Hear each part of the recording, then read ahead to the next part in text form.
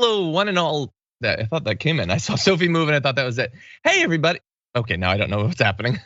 Is anybody else seeing what I'm seeing? I don't know what's going on. Okay, well, you should understand behind the scenes. I'm like, I went for a walk with JR's dog Sprocket before the show, and I came back feeling a little bit like sunned out, and I wondered if it would affect the show. It has. Anyway, I'm John DeRolla. This is the Damage Report, and we are very lucky not only to be entering another week of American politics, but to be doing so with the newly married Francesca Fiorentini. Yay! Thank you for having me. Why am I here? I don't know. You're not supposed to immediately go back to work analyzing shootings and stuff. No. Oh my God. Do we have to do that? Because I really don't want to. If we could just talk about okay, we'll skip it. Top 10 things to do on your honeymoon. Okay, we could do that. That would be tight.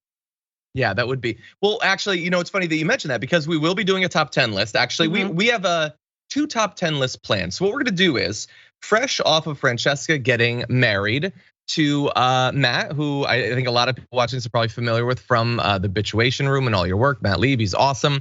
Good Mythical Morning, Pod Yourself a Gun. Now I've got to push all of his stuff. Exactly.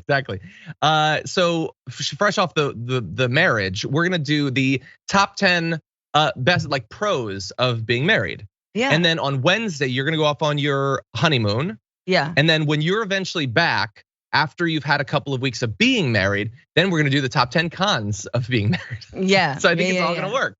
Oh yeah, 2 weeks of experience, done. Got it. Profesh. And then we'll start to talk about the top 10 most appealing things about divorce. Yes. So my God. Well, I can do that one too, but you have to become a member to know all the little dirty backstories. Exactly. Oh geez. Anyway, we're very glad to have you here. Very excited for you. It was a lovely ceremony, and you guys are going to be great together. Obviously, John wasn't there. We just FaceTimed him in.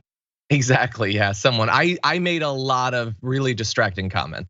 It became sort of an issue. Anyway, thank you all of you other people out there for being here. We've got a lot that we're gonna be talking about through the course of the show. If you're watching the full show, you will eventually get Meanwhile including some super serious news, but also a digital monarchy. We will debate the pros and cons of the monarchy going digital, so that'll be fun. We've got a traffic accident that just didn't need to happen. It's the worst reason to get injured in a car accident. We'll break that down for you. And we've got a Monday menace. We got a bunch of stuff. We got bad cops. We got so much stuff. In advance of that, if you wouldn't mind hitting the like button and sharing the stream, that'd be very helpful. And you can send us comments, tweets, super chats, and all that as we go. But with all that said, Mrs. Fiorentini, should we do this thing? Has anyone done that to you yet? I mean, that is my maiden name still, and I'm not changing it. But you could just call me Senora. I'd appreciate that. Okay, we'll do that. Okay, so with that, why don't we jump into this video? There's no way you could support him for president again. No, there's one way. Yeah. If he apologized.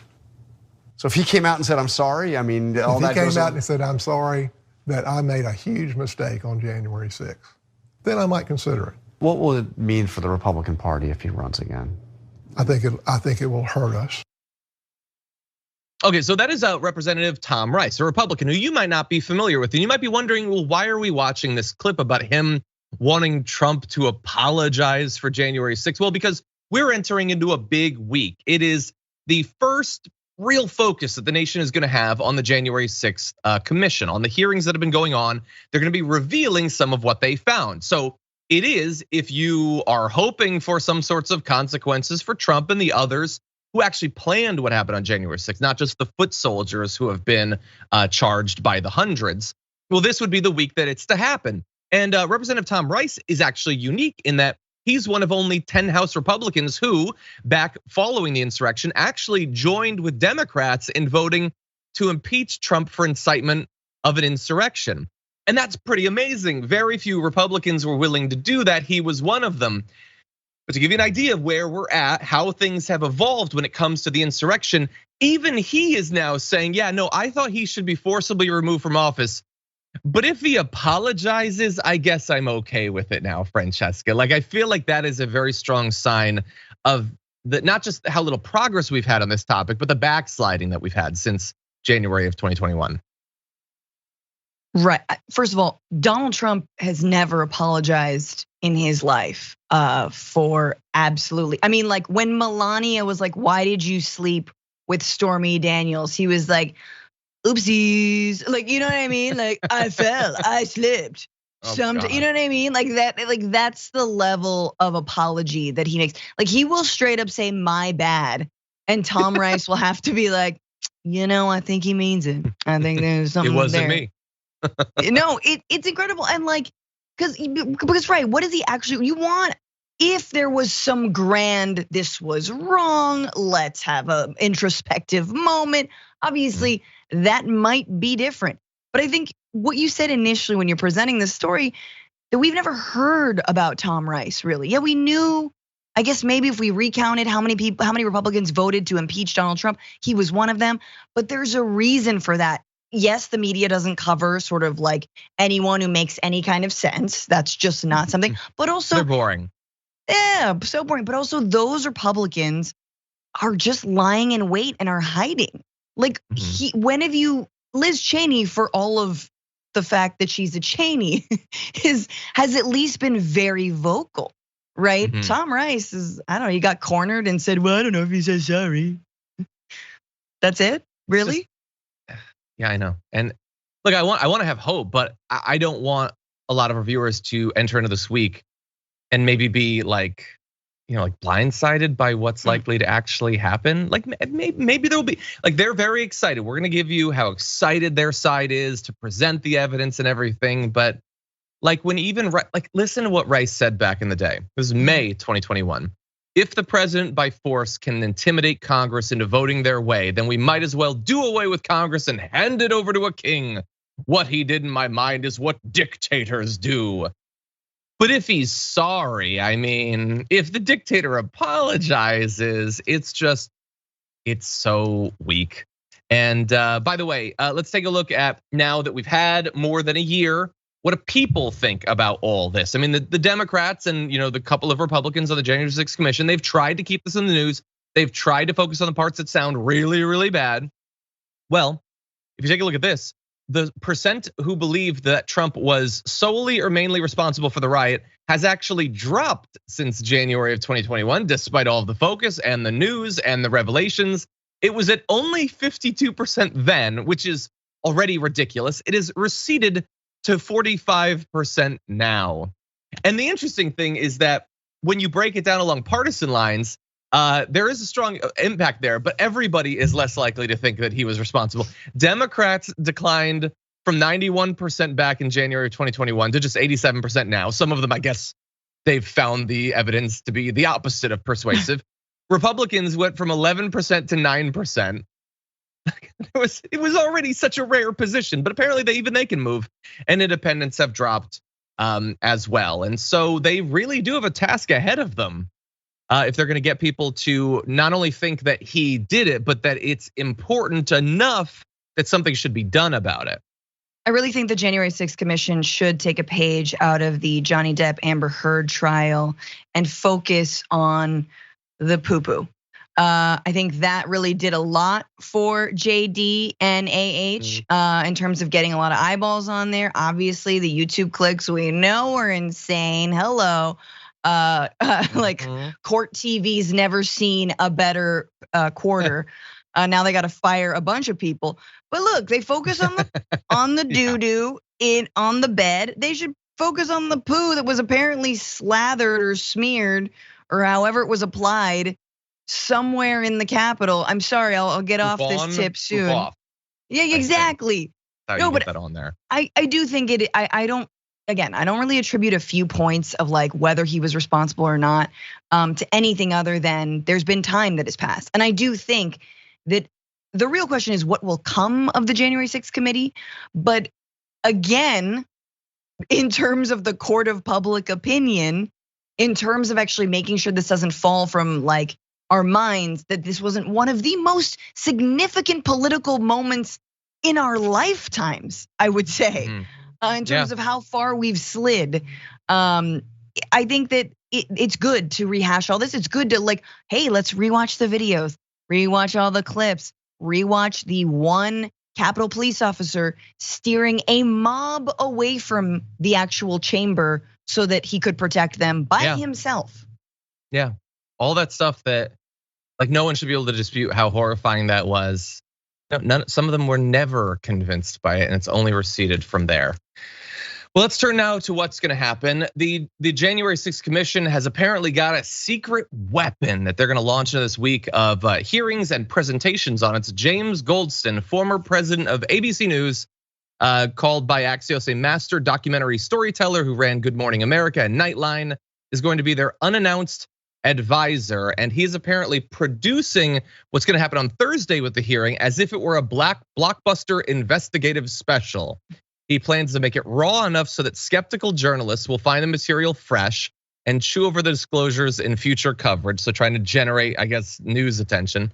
And he wants it to draw the eyeballs of Americans who haven't followed the ins and outs of the Capitol Riot probe. I agree with Francesca. I think you should focus on the poop if you want that. But the difference is that with this trial, there are stakes and it matters. So I think the American people aren't going to be interested. It has to be purely about vilifying one rich celebrity over another rich celebrity. Yes. Then it's important anyway. So they're going to have a mix of live witnesses and pre-produced video. Apparently they've got White House photographs from January 6th that have never been seen publicly.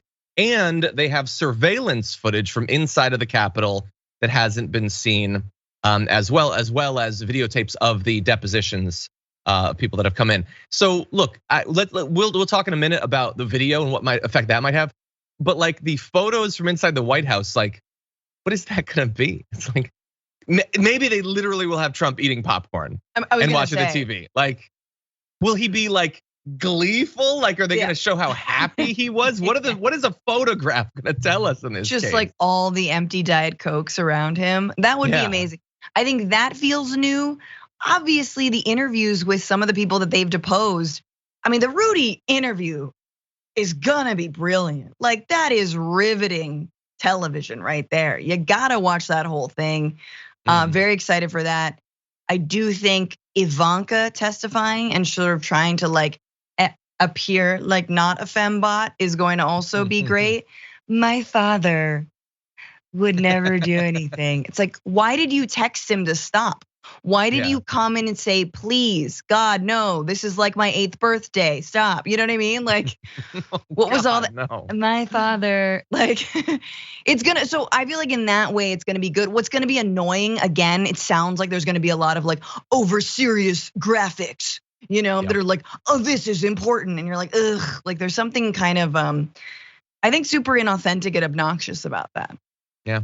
Maybe, well, we'll have to see. It is possible that there will be really shocking video, but again, like, what are they going to show? What are they going to show? Something shocking, like a bunch of Trump supporters trying to beat cops to death. We've seen it; they don't care.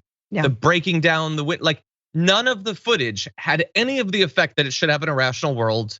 No Fox show ever showed it, took it seriously, grappled with it. Like, I don't know what it could possibly. Like, if one of the writers is like playing like, hey, Donald called, and it's like him on speakerphone telling them like, if you could please kill Mike Pence, that would be swell.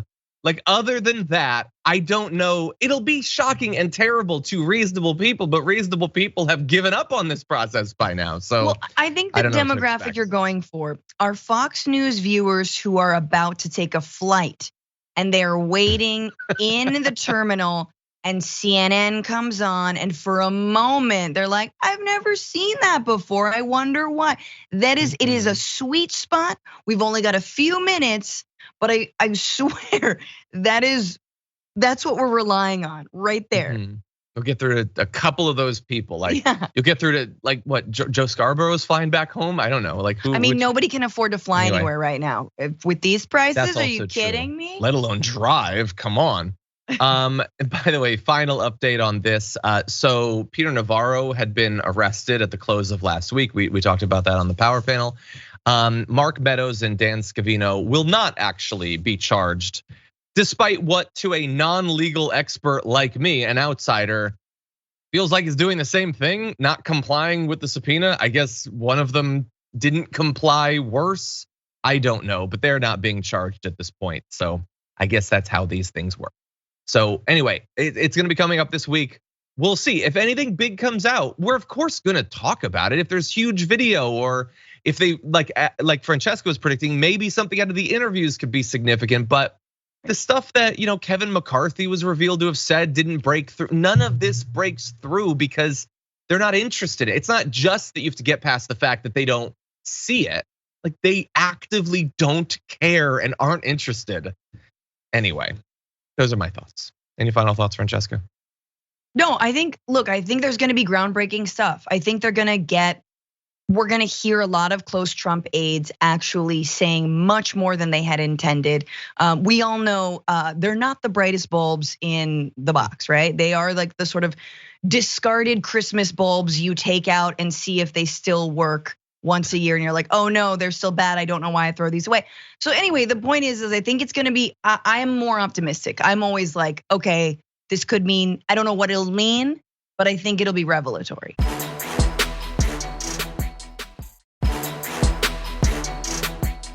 Your guess is as good as mine as to what might come out of the January 6 hearings that are coming up this week. But at least one representative, Jamie Raskin, who's been on the show multiple times, has a pretty bold plan. And he believes that not only coming out of this should we have recommendations to make it easier for people to vote without needless fraudulent challenges and all that, but to go way beyond that, actually overhaul the US election system by getting rid of the Electoral College. Woo. That is apparently one of the big things separating him from, for instance, Liz Cheney. 3 sources familiar with their conversations say that they don't agree on the fate of the Electoral College. So Raskin is a former constitutional law scholar.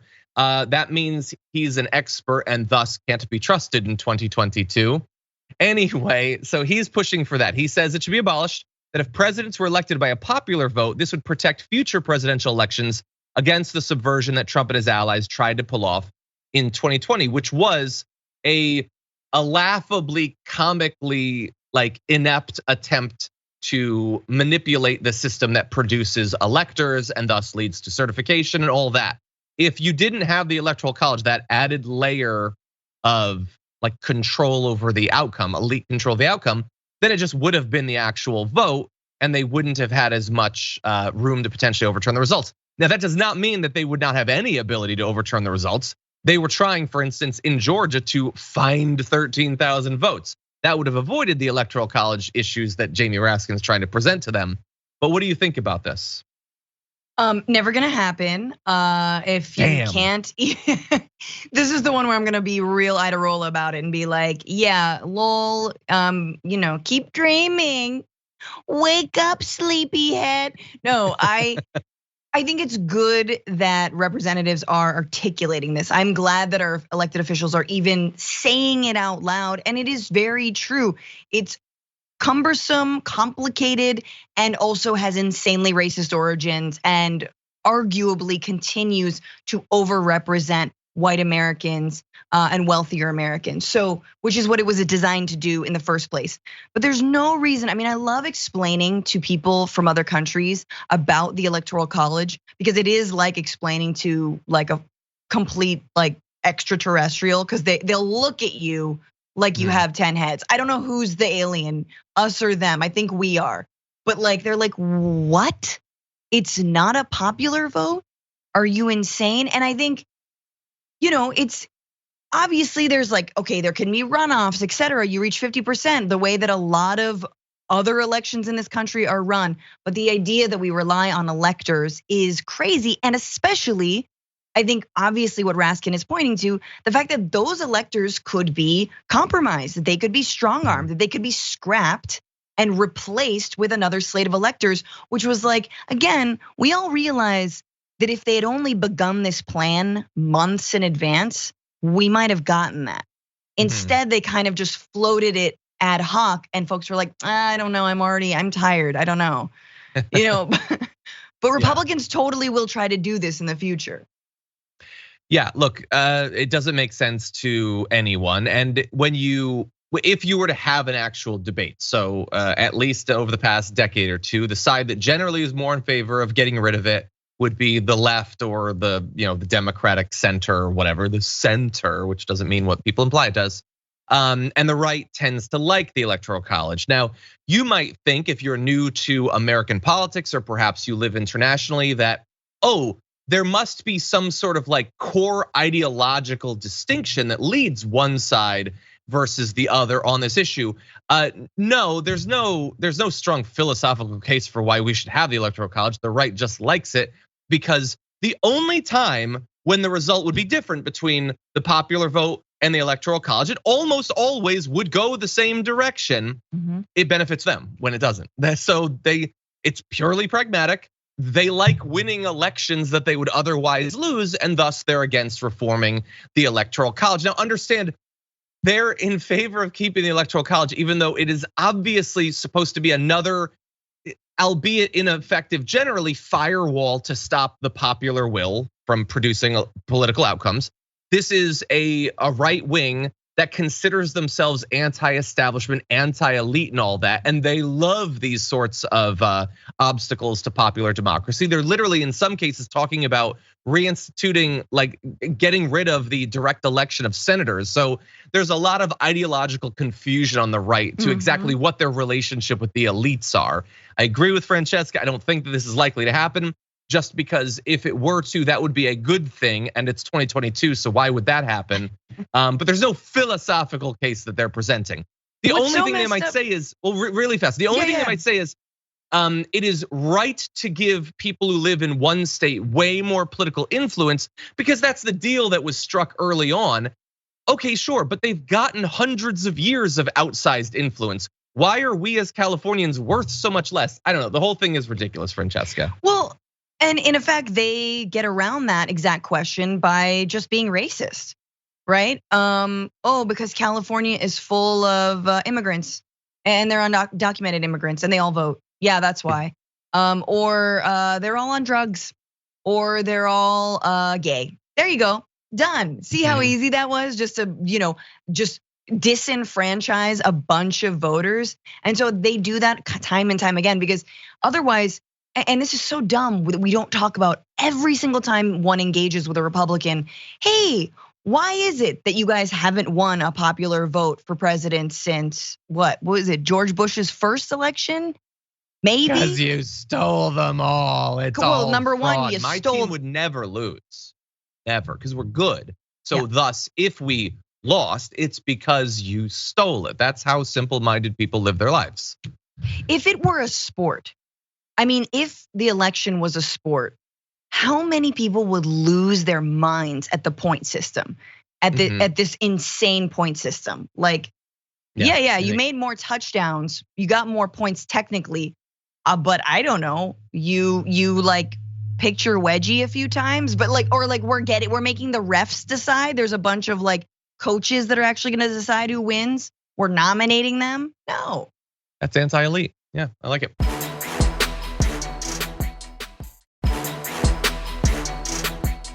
We need to be focused more on stopping things before they happen. This isn't something that we're having a conversation about right now, and it should be. It immediately becomes about Democrats wanting to take away guns. Go look at the hearing that they had last week in Congress. I mean, you had members, Democrats, cursing out the Second Amendment. The Second Amendment is not some guideline. It's part of the United States Constitution and the Bill of Rights, and it's there for a reason, by the way. Every day in America. Okay, so that is Steve Scalise over the weekend talking about how the Democrats coming out of the Uvalde shooting, the Buffalo shootings, and the 10 other mass shootings that happened over the weekend, the many, many, many constant mass shootings, they just want to take your guns. But no, we have a Second Amendment, and thus you have rights. Now, if I seem bored with the argument he's making, it is because it is identical to what people like him and other Republicans will say in the wake of every mass shooting. And yet, two factors in theory could have influenced this. The first is that this is supposed to be a different time, right? I mean, Uvalde was so horrifying. Obviously, the right has to change.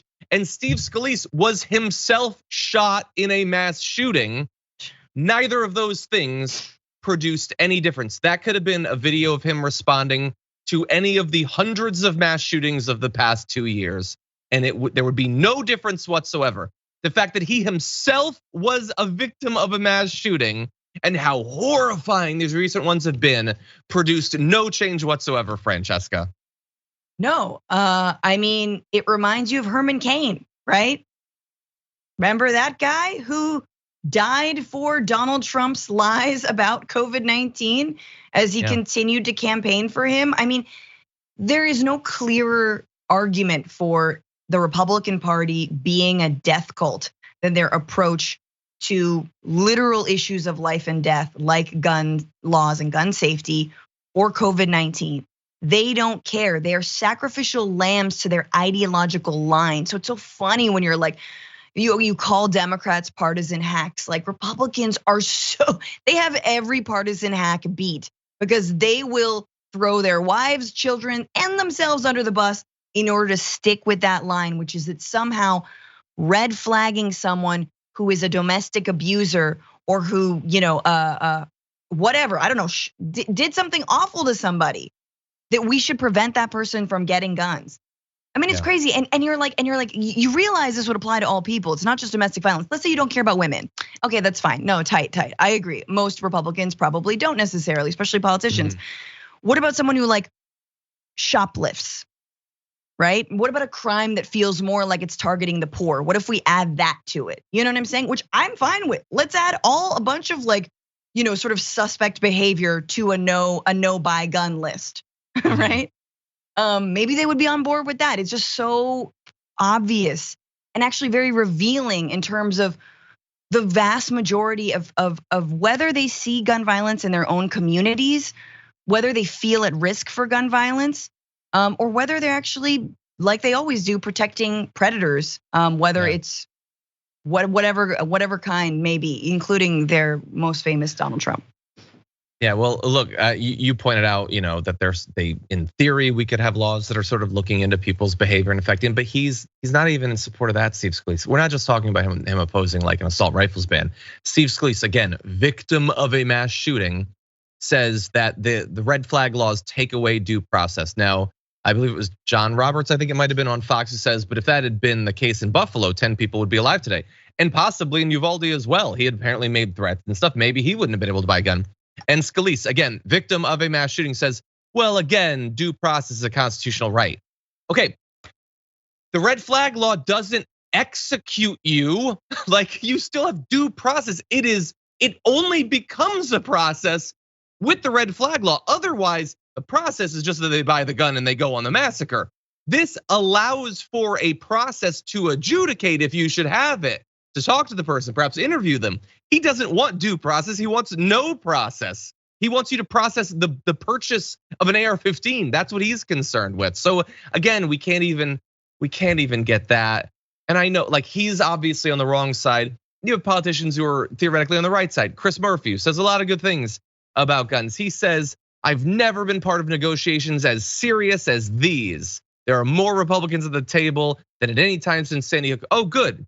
He immediately goes on to say, we're not going to do everything I want. We're not going to put a piece of legislation on the table that will ban assault weapons or pass comprehensive background checks.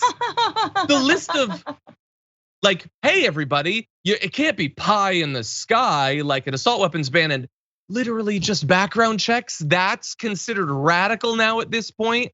Yeah. 81% in the most recent CBS News poll support the background check. 72% support federal red flag laws. 62% support a nationwide ban on the AR-15. These are not radical positions. Being opposed to all of these reforms in the wake of so much constant bloodshed, that is the radical position. We can't let them even believe that they're winning the rhetorical battle here, because that is not where the American people actually are.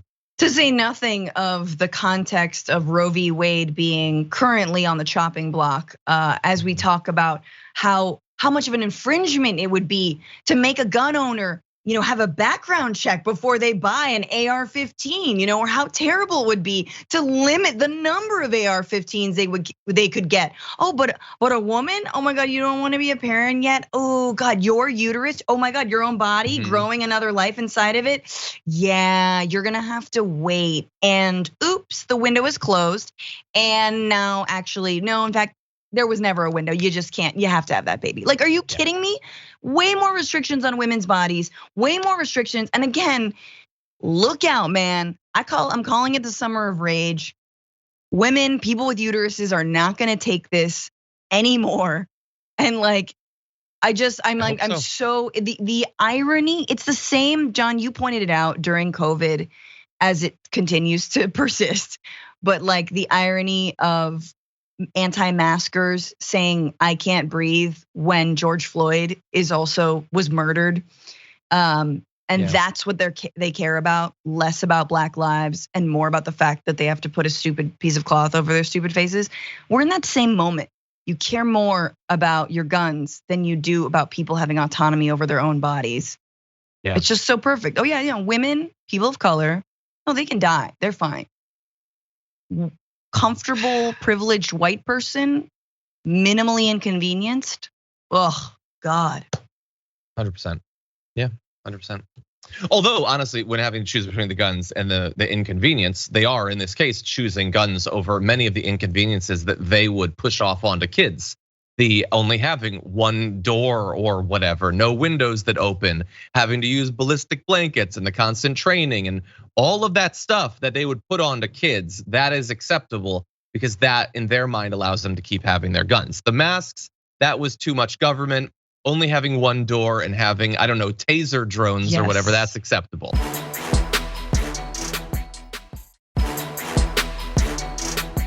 We've heard a lot of bad ideas to stop mass shooters over the past week or two.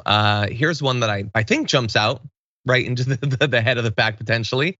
The company behind the Taser brand of stun guns wants to put these stun guns on drones and sell them to police and schools, maybe everyone, so that in theory, if cops were too scared to go after a shooter, you could send in the robots to take them out. Now, CEO Rick Smith says that he felt compelled to make this idea public. This is something they had been working on for some time. He's making it public now because of the shooting at Uvalde. He says he was catastrophically disappointed in the response by police who didn't move in. I share that and literally nothing else with him. He stressed that no product has been launched and any potential launch would be down the road. Here is, I guess, a mock-up of what this thing might look like. What? Flying around with tasers. Anyway, he has this statement where he talks about like lessons learned from his book on ending killing and new and better technological solutions to all these problems. And all you need is just more robots and more cameras and more stun guns. And that will fix the problem of the shooters, Francesca. It will have no other consequences because there isn't any evidence that when you put more cops and military technology in these schools, that has any negative consequences in any way. It's all upside. The robots will fight the shooters. What do you think? Yo, absolutely. Nothing could go ever wrong. This is because tasers always know who bad guy is. Cops sometimes confuse. Taser, no bad guy, because taser read into soul before tase.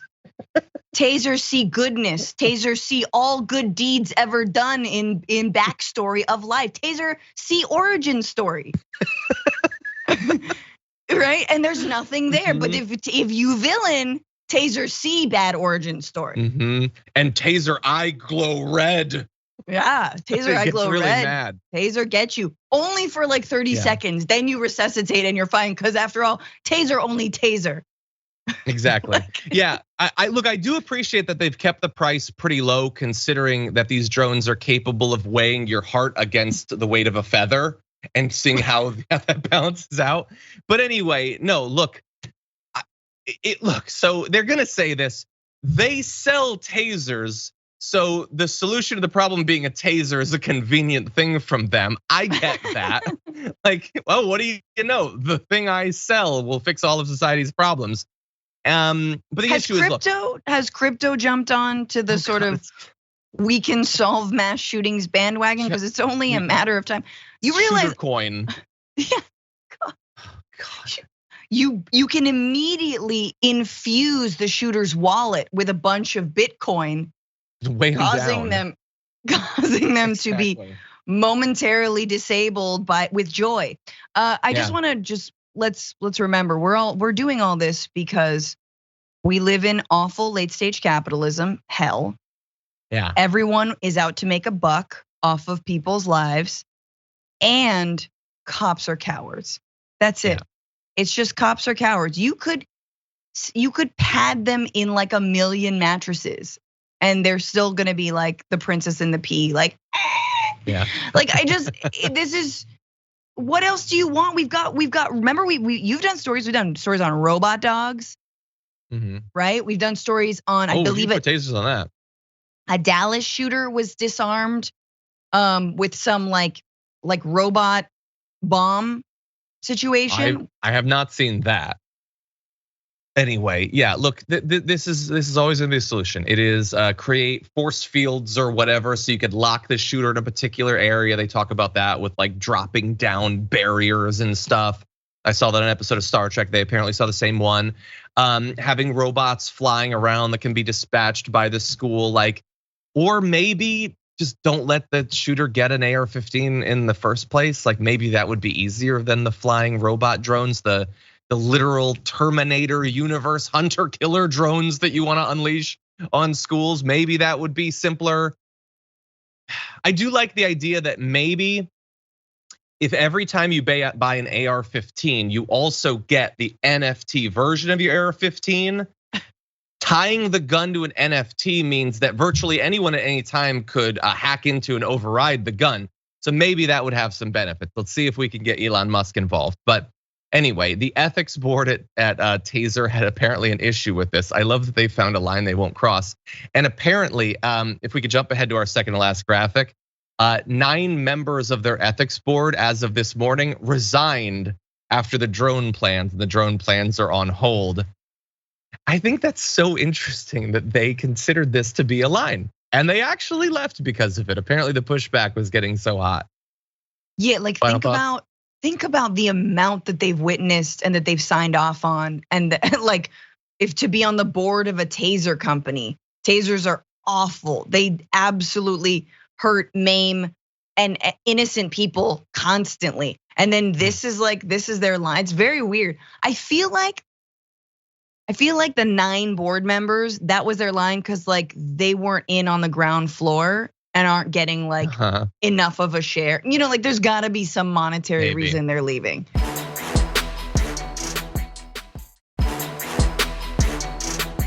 Police are receiving a lot of criticism coming out of the Uvalde shooting of their unwillingness to go in and actually save people, as is their responsibility.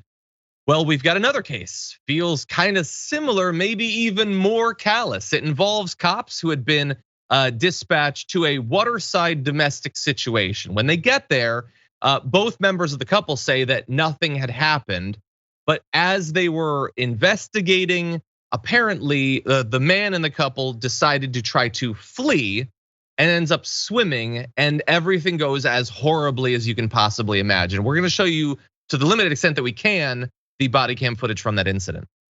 I gotta go for a swim. Right? I'm free to go, right? You can't swim in the lake, man. I'm free to go, right? You're not allowed to swim in the lake. How far do you think he's gonna be able to swim?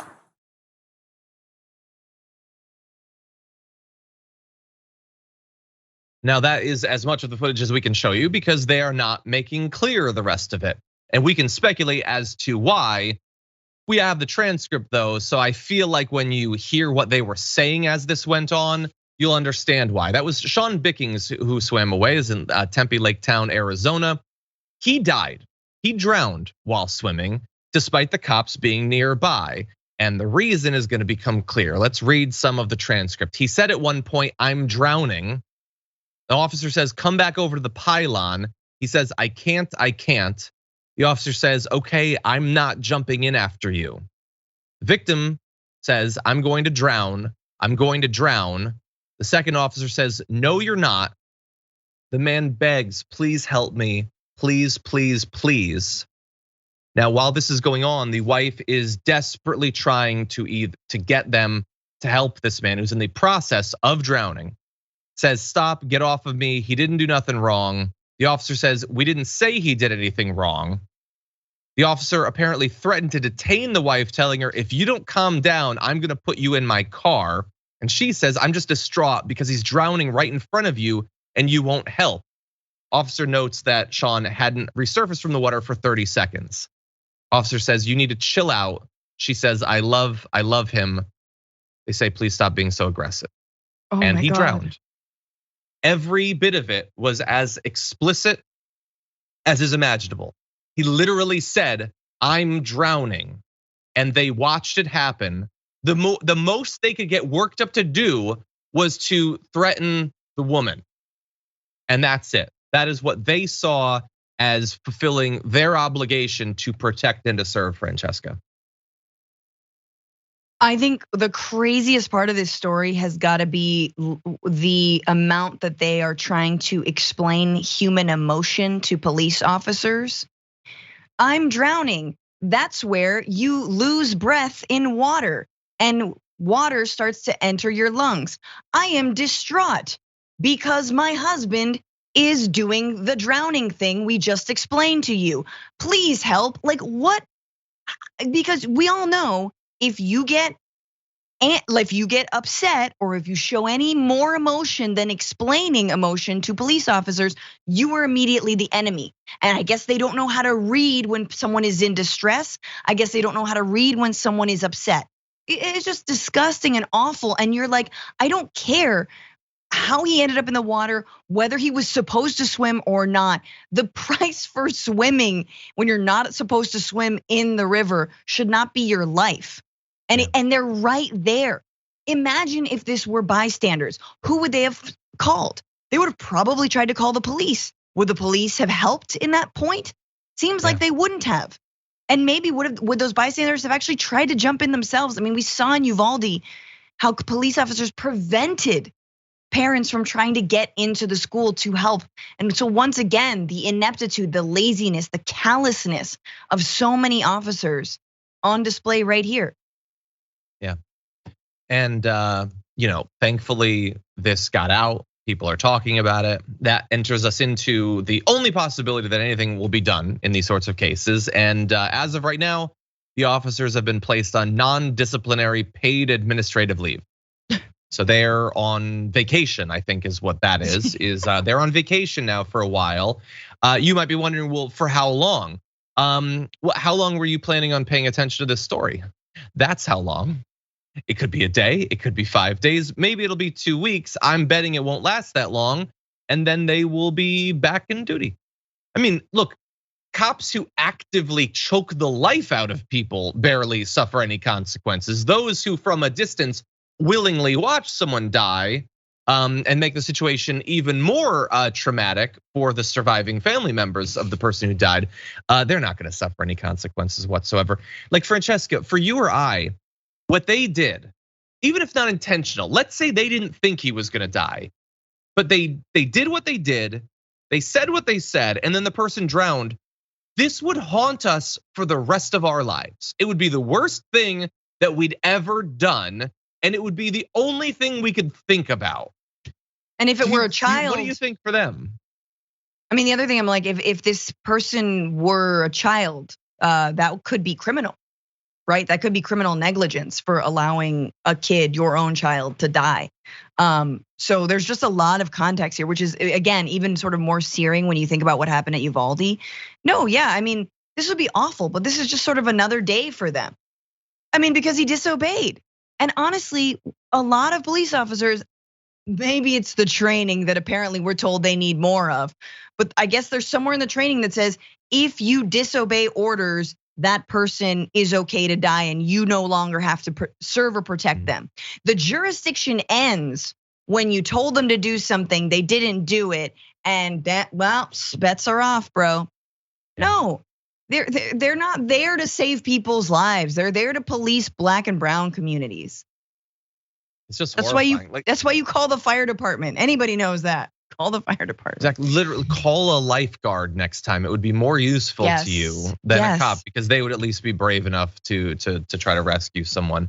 Like, I just think about the experience of the partner there.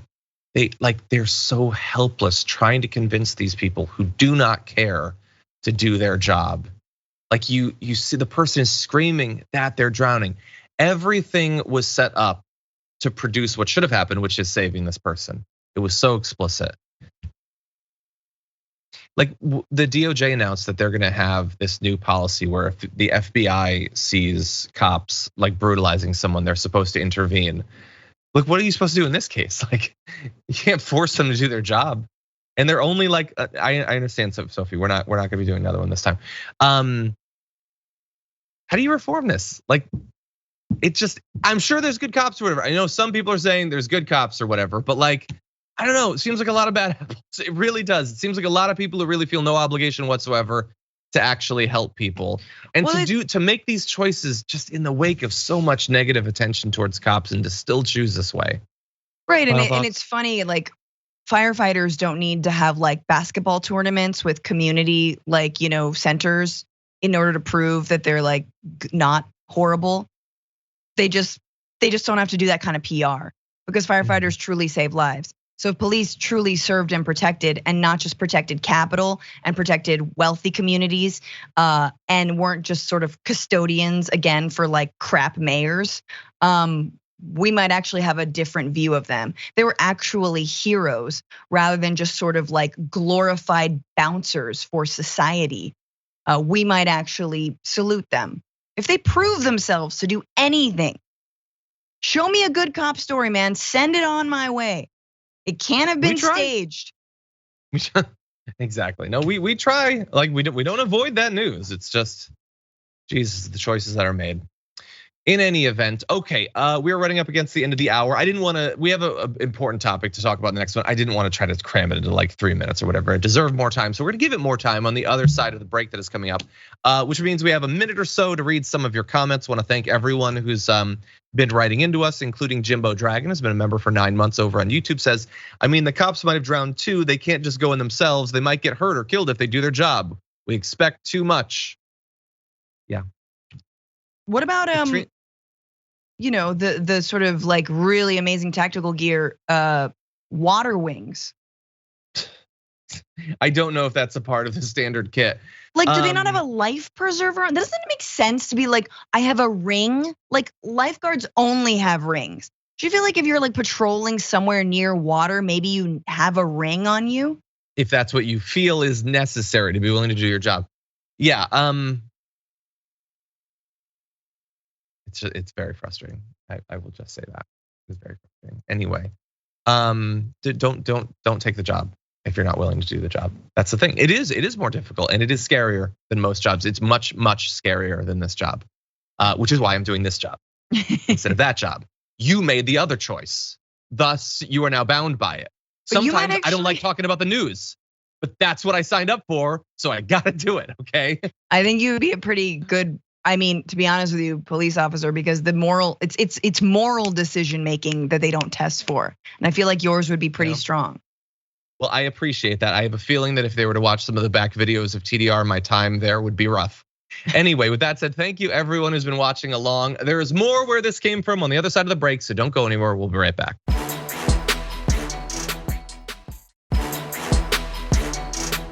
Francesca, for at least 1 minute, could you vamp a little bit about how awesome your wedding was as I try to fix this? Obviously, I had a lot of edibles, which helped me.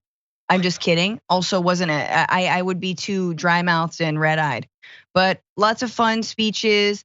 I crushed my wedding vows. I didn't actually promise to do anything, but I got a lot of laughs. And I feel like that's the most important when you're a comedian getting married in front of your friends and family. One of the highlights of the wedding was you had this table spread of like breads and focaccias and meats and cheeses and veggies and like pureed beets and stuff. It's like what I would expect at like a really fancy Hobbit wedding. Yes. Like it was all straight from the earth and like rural and comforting and like real. And I was like, this looks so fancy. Bilbo would be delighted. Yeah, it was being held by actual hobbits. Yeah, it was exactly. It's also like the cornucopia that like in Hunger Games that they can never get to. Isn't there a cornucopia where they have to grab it and then go? Sure, yeah. That's what it looked like. And I felt like killing someone as soon as I saw it.